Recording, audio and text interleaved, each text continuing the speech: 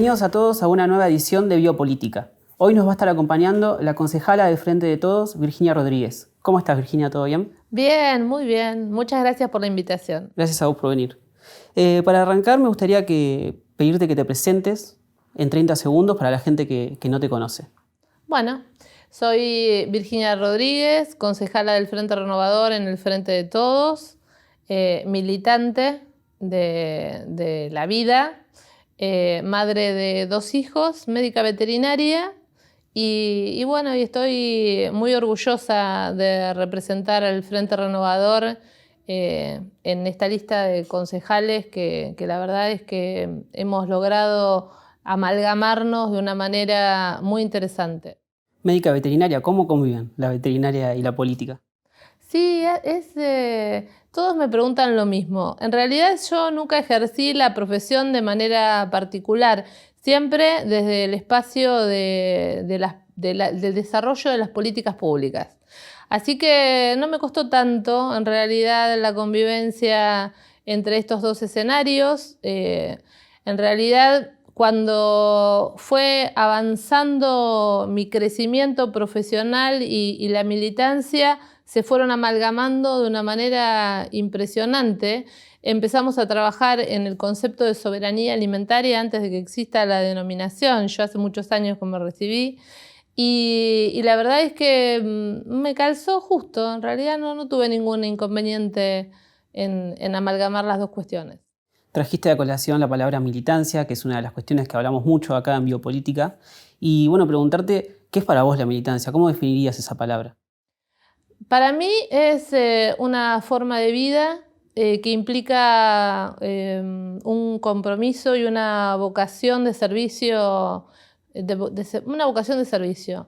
En mí surgió naturalmente. Yo vengo de una familia de militantes, mi mamá era militante desde los 17 años, fanática de Evita y bueno, obviamente de Perón, de Juan Domingo Perón, pero era fanática de Evita. Y así que yo creo que por el cordón umbilical me fue transmitiendo ese fanatismo, ese fervor, ese compromiso y ese amor. Y después, bueno, siempre soy hija única, así que la acompañaba a todos los espacios de militancia. Mi vieja era maestra rural, maestra villera, siempre profesora de teatro, le enseñaba teatro a los chicos. Y bueno, y siempre acompañando a mi mamá a las unidades básicas, a los actos peronistas, siempre fue una fiesta. Y así que para mí hacer los deberes en las básicas y en las bibliotecas populares fue un clásico de toda mi primaria. Y después, ya cuando fui un poco más grande, ya iba sola. Ya no necesitaba ir acompañando a mi vieja. Así que para mí también surgió muy naturalmente el tema de la militancia. Dejé unos años mientras estudiaba veterinaria, porque bueno, no tenía tiempo. La verdad que uno o estudia para recibirse o haces otras cosas. Y la verdad es que yo en la época que estaba en la universidad, que caí en la universidad pública, que soy la primera profesional en mi familia. Mis padres hicieron un gran sacrificio para que me recibiera y la verdad que soy una agradecida de haber estado en la universidad pública y de hecho sigo estando ahora dando clases desde que me recibí porque me parece que es una manera de devolverle a la sociedad lo que invirtió en mí y lo que sigue invirtiendo porque sigo haciendo posgrados y bueno, y en definitiva la verdad es que me parece que es un deber que debo cumplir en formar a otros. Nombraste a Evita hace un ratito, la tenés como una figura, una referente. Sí, totalmente. ¿Se extraña mucho Totalmente. la figura de ella hoy en la sociedad? Yo siempre la extrañé y siempre la recuerdo y siempre trato de hacer algo para que se sienta orgullosa del legado que dejó en nosotros, ¿no? Igual que mi mamá. Y Evita me parece que se puede sintetizar en una frase que nosotros la tenemos en nuestra casa militante, que es que donde hay una necesidad surge un derecho. Y creo que nosotros, los que abrazamos la militancia y tenemos posibilidad de legislar, en este caso, es lo que me toca a mí, de legislar para darle más derechos a los que tienen necesidades. Me parece que esa es una obligación que tenemos que hacer y la hacemos. ¿Cómo ves, para hablar un poco de actualidad política, cómo ves hoy la alianza del Frente de Todos con el Frente Renovador en la ciudad? ¿Crees que hay una sintonía similar a la que parecería haber en Nación? Sí, la verdad que sí. Sinceramente, bueno, nosotros iniciamos primero, yo cuando ingresé a la concejalía, había sido una alianza con el GEN en el Frente Un País. Y luego de diferentes avatares, bueno, se hizo una gran alianza para confluir en el Frente de Todos. Y la verdad es que después cuando en el Consejo eso se llevó a la práctica, bueno, también tener diferentes miradas acerca de determinadas cuestiones que nosotros vemos para la ciudad, me parece que nos enriquecen y nos potencian. Y lo más importante de todo es que independientemente no de lo que cada uno de nosotros pensamos, porque bueno, yo creo ser coherente con lo que pienso, ¿no? Y con lo que hago, no he tenido que resignar a ninguna cuestión que para mí sea fundamental por pertenecer a este frente. Pero sí me parece que lo que es más importante es que la Argentina esté de pie. Entonces, la idea, el concepto de que Argentina está incluso por sobre nosotros, eso es lo que nos da mayor fortaleza. Y ni hablar en el contexto de la ciudad donde estamos gobernados por Julio Garro, con el cual no coincidimos en nada.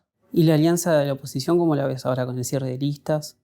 Me parece, vamos a ver todavía cómo está, ¿no? Todavía no está muy claro el panorama, pero la verdad es que, bueno, le han cambiado el nombre, ahora son Juntos, ya no son Juntos por el Cambio, y vamos a ver qué tan juntos están después en el momento de tener que legislar.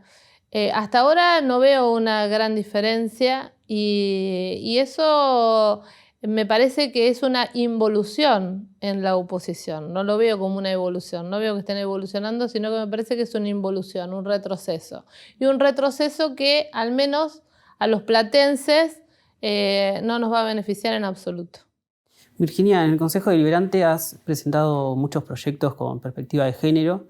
¿Estás conforme con la importancia que se le dan a estos asuntos en el recinto? ¿Te parece que por ahí faltaría un poco más? No, esa es una gran cuenta pendiente, no solo en cuestiones de género, ¿no? Hemos presentado un sinnúmero de proyectos que lamentablemente han sido tratados, en algunos casos han sido tratados en las comisiones y después siempre quedan en la Comisión de Legislación ahí en una larga letanía y bueno, y no son materializados. Eso la verdad que sí me produce un poco de frustración. ¿Y qué te parece que falta? Y a mí lo que me parece que falta es un poco de generosidad. No una mezquindad de decir, bueno, lo presenta fulanito, lo presenta sultanito, es de tal bloque, es de tal otro. Eso parece que es más importante que el proyecto en sí. Y nosotros me parece que ya tenemos que pasar esa instancia. Tenemos que estar pensando en lo que necesitan los vecinos y vecinas platenses. Porque para eso nos votaron. Para tratar de hacérsela más fácil, para tratar de pensar proyectos que no importa quién los presenta, que si son buenos se tienen que aprobar y se tienen que implementar. ¿Crees que las mezquindades también están dentro de los mismos bloques? Sí, bueno, eso pasa, somos seres humanos. ¿Y cuál sería el camino para empezar a cambiar eso? A mí me parece que ya empezamos en ese camino. Me parece que nosotros justamente al haber hecho una alianza en donde haya diferentes miradas y donde haya opiniones diversas y esas opiniones sean respetadas y después se materialicen en un bloque y ese bloque tire todos para adelante por una misma idea, aunque no esté al 100% de acuerdo, ¿viste? Uno puede tratar de ir modificando algunas cuestiones. A mí me parece que, bueno, que ese cambio se tiene que ir dando. Y necesitamos profundizar, necesitamos que la gente nos acompañe, que los vecinos nos acompañen para tratar de llegar a tener un mayor número de representantes en los legislativos, en el legislativo comunal, para poder hacer un poco más de fuerza y que no tengan una mayoría automática como la tienen en este momento el intendente Julio Garro. Y en el legislativo provincial y nacional para impulsar un poco más fuertemente las políticas públicas, que son muchísimas y variadas, para poder verdaderamente estar en la Argentina que queremos vivir, que es una Argentina unida y una Argentina de pie, para después estar en una América Latina que realmente nos cobije a todos y a todas. Bueno, y hablando de alianzas, hablando de unidad, de consenso, Massa y Randazzo en sus momentos formaron parte, ¿no?, de gobiernos kirchneristas y se fueron después por diferencias. Hoy uno preside la Cámara de Diputados y el otro compite por fuera. ¿Por qué? ¿Qué pasa ahí? Me parece que son cuestiones personalísimas, en donde, bueno, quizás vean diferentes caminos. A mí me parece que Massa es un dirigente joven que ha madurado muchísimo por los diferentes avatares que sufrió. A veces es bueno perder, a veces hay que perder para ganar y para madurar. Y me parece que en definitiva Massa entiende y eso es lo que transmite, que es más importante el todo que el uno solo. ¿Lo ves a Massa presidente en 2023? Lo veo a Massa presidente. Ah, sí. Será en el momento que le toque ser. Pero veo un muy buen presidente, muy preparado, y bueno, y en definitiva militaremos para que eso suceda. ¿Qué faltó en aquel momento, cuando se postuló? ¿Qué crees que faltó? Cuando él se postuló, es tan difícil ver en la retrospectiva. Me parece que bueno, que no era el momento, no era todavía su momento. Y bueno, y ese momento va a llegar. Y cuando llegue, él va a estar muy preparado para poder seguir las políticas públicas que ya el presidente Fernández ha encarado. En otro encuentro con la prensa, cuando gobernaba Macri, vos habías dicho que la crisis la generaban ellos y que ustedes como oposición daban respuesta. ¿Ahora la oposición da respuesta? A mí me parece, no, indudablemente que no da respuesta. Y lo que me parece es que la oposición está muy ocupada en el marketing y justamente en que no le interesa tanto resolver los problemas puntuales. Nosotros lo vemos acá en la ciudad. Acá en la ciudad estamos gobernados por la oposición. Y la ciudad de La Plata es una ciudad de cartón. Es una ciudad en donde el casco es muy bello, está pintado, están arbolados.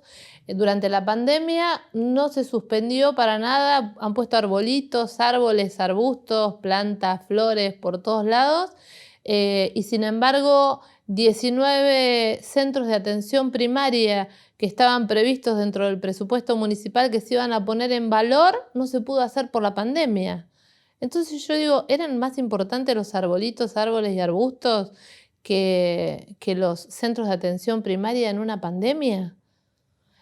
Entonces, la verdad es que me parece que en definitiva la oposición sigue muy preocupada por el deber ser del otro, pero no el deber hacer propio, ¿no? Entonces me parece increíble, me parece hasta de una bajeza total, porque nosotros en el recinto, bueno, ustedes seguramente nos han seguido por YouTube y tenemos largas discusiones y siempre el oficialismo de gobierno Garro en el Consejo Deliberante está preocupado por lo que pasa en Cuba, lo que pasa en Venezuela, lo que pasa en Formosa, lo que pasa en otras provincias, pero no está ocupado en lo que pasa en nuestra ciudad.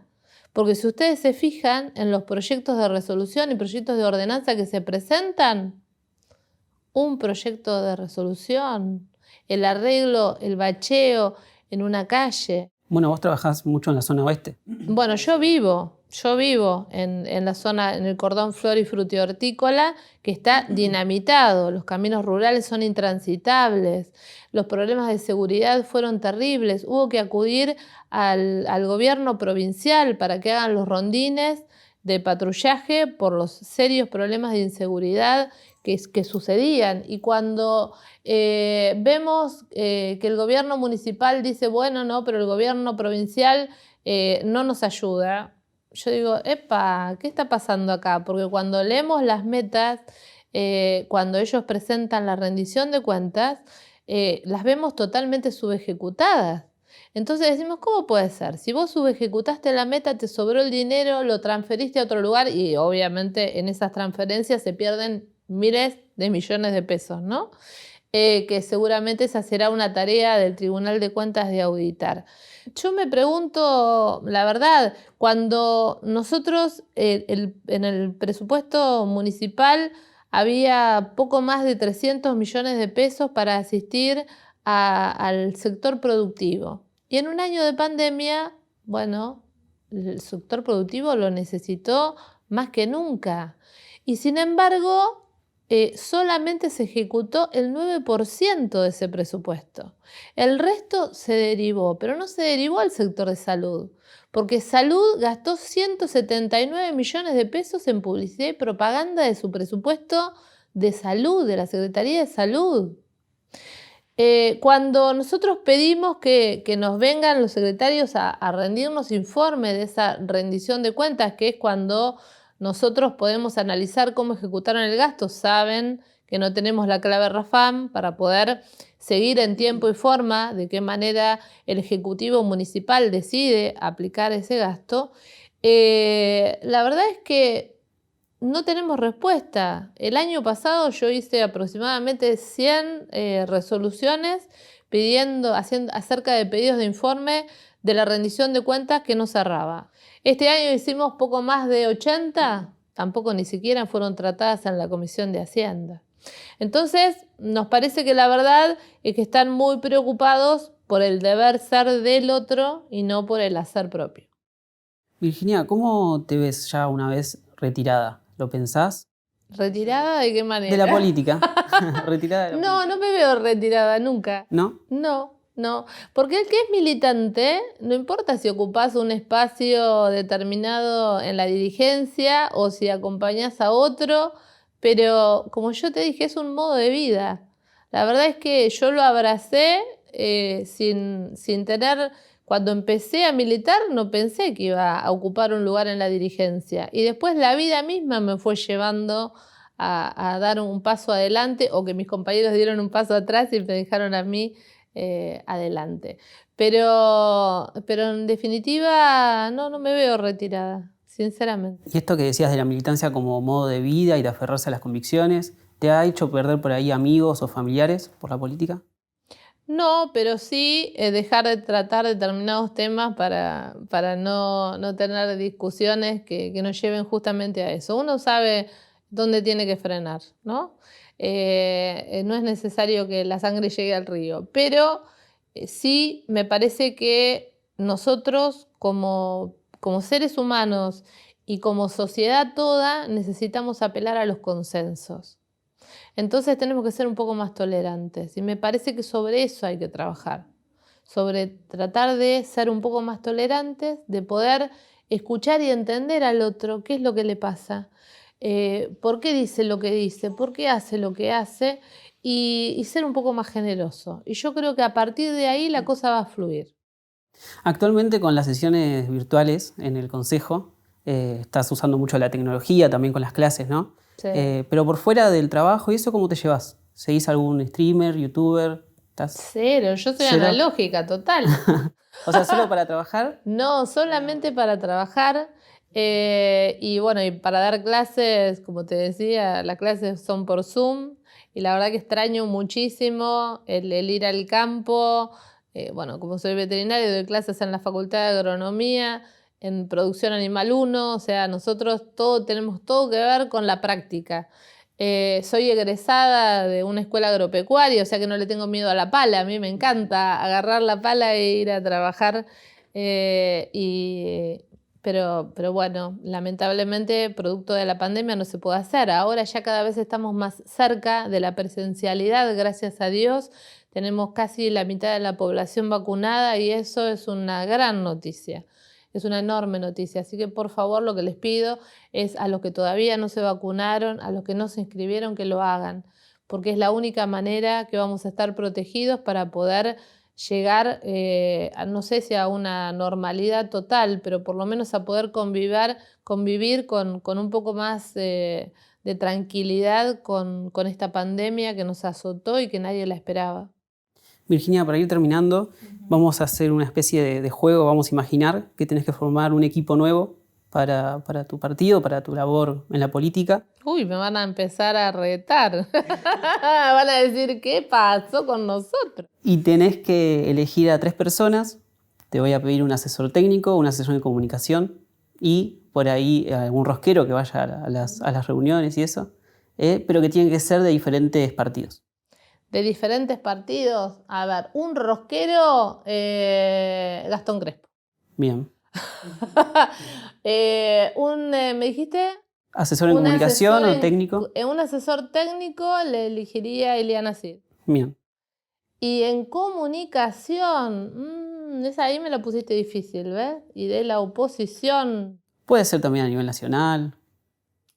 Puede ser a nivel nacional y de la oposición. Ay, no sé. Ahí me mataste. Porque la verdad es que no coincido con ninguno, nada. No Nada. me gustaría que me hagan la prensa o que me digan, me asesoren acerca de lo que tengo que decir. Te van a hacer quedar mal. Ay, Dios. Ahí creo que paso.